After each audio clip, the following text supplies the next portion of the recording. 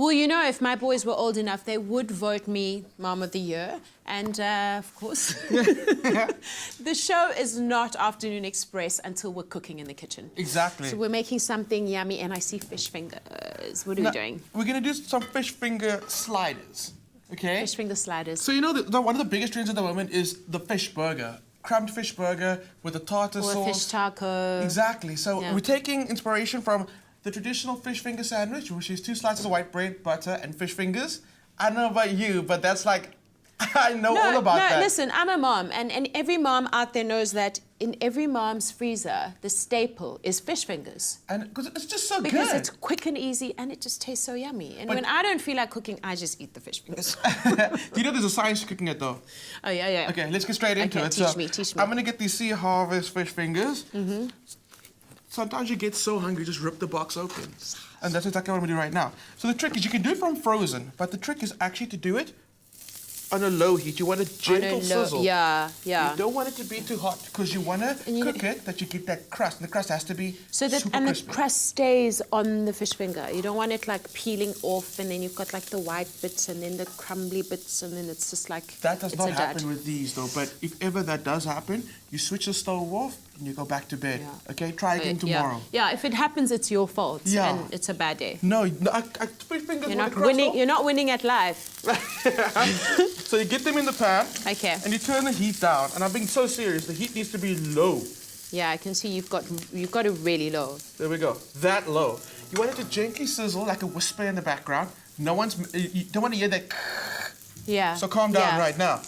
Okay, cool. So the reason Nice. for That's that, a gentle whisper. I like that. the reason for that again, because you want that crust to really get super crunchy, not too high, because what's going to happen, your crust will break off, and your fish in the middle is not going to be cooked through. Yeah, and So it's keep going to it be low. cold and like all mushy. No, we don't want that. Yeah. So we're going to serve our fish fingers on these beautiful toasted buns. So we're just taking like the traditional white bread, and we're just stepping it up with the buns, but I'm going to serve it with a delicious tartar sauce. What do you think? I like that. I like it too. I like that. So I've got some good quality mayonnaise.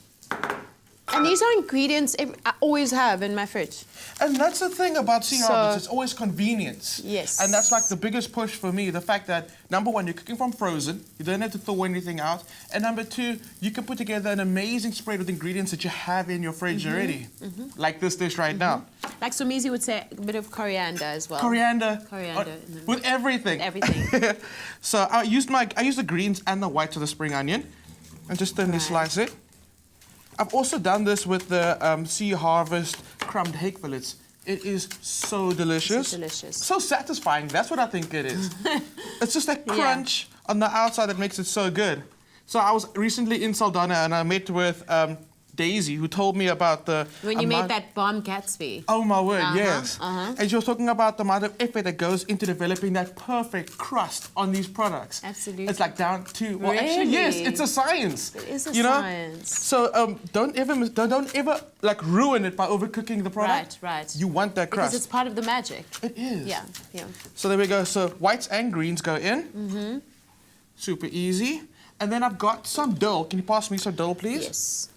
Now, dill adds that nice, like, aniseedy flavor Yeah. to your tartar sauce. I kind of, like, modified it a bit by adding the green onions in there. But you can totally make it your own. I'm also going to add some barbecue sauce to it. I mean, that's literally us making it our own. Yeah, that's definitely making it your own. Yeah. I But I haven't mean- known a tartar sauce to have barbecue sauce Yeah, in but it. yeah, we're modifying it, like, completely. Okay, do you? If you want some chili in there, that'll be really great to the sun. Ooh, that'd be tasty. We're keeping it kid-friendly. Okay. So tartar sauce, the barbecue sauce goes in. I just love that smoky flavor with the fish fingers. Just like give it a good mix. Right. And you can really smell, and you can see that that's going to be really good.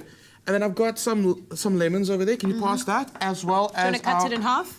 Please, and you can give it a good squeeze. While you do that, I'm going to grab these pickles. Right. I don't want to spill. How much do you want? The whole thing? Yeah, all of it. So I like keeping the pickles quite chunky in this, Okay. because you want to know what you're eating. You want to see it. You do. I don't like tartar sauces when you're like, where's everything? Or it just looks like mayonnaise. That's not cool. Do people put carrots in their tartar sauce? You know what the sometimes? funny thing is? That's not traditional. Like, okay, not to say that we're traditional right now, Yeah. but traditional tartar sauce is not supposed to have carrots in there. Oh. So I don't know where it started, but yes, I totally see it. Even in supermarkets, when you buy a tartar sauce, you see carrots in there. You do? Yeah, I don't mind it. I like the sweetness in Well, it. I'll tell you why I mind it, because it reminds me of sandwich spread. And whenever I had sandwich spread at school in my lunch, I didn't even touch my lunchbox. You don't like it? Yeah, I would have rather gone hungry the whole day. Sandwich spread, do you remember sandwich spread? I do. I kind of liked it. It was just like mayo with like pieces of veggie in it. I don't know, that still On sounds brown really good bread. to me. No, bruh. Okay, so what you're looking for is a nice crust on your fish finger, just like that. I've got a tray that's already done. Okay. So in go the rest of my pickles, Okay. just like that. And my secret to any tartar sauce is to add some of that pickling brine in there as well. Okay. Just makes it a little more tangy, just like Not that. too much. Oh, just like that, that's fine. Just like that, Okay. perfect. How was Somizi screaming in the kitchen yesterday? Somizi was out of control. My favorite, He just like would involuntarily just go, Cool, so let's start assembling these bad guys. I've got some, I'm gonna take the tops off and make it a lot easier. Do you know what I love about you? You always have the rolls already buttered. And toasted. Yeah. You have to, you have to. So I've got some tomato, I'm just gonna add some of the sauce to it. Okay. And then you can totally go with our beautiful lettuce and tomato.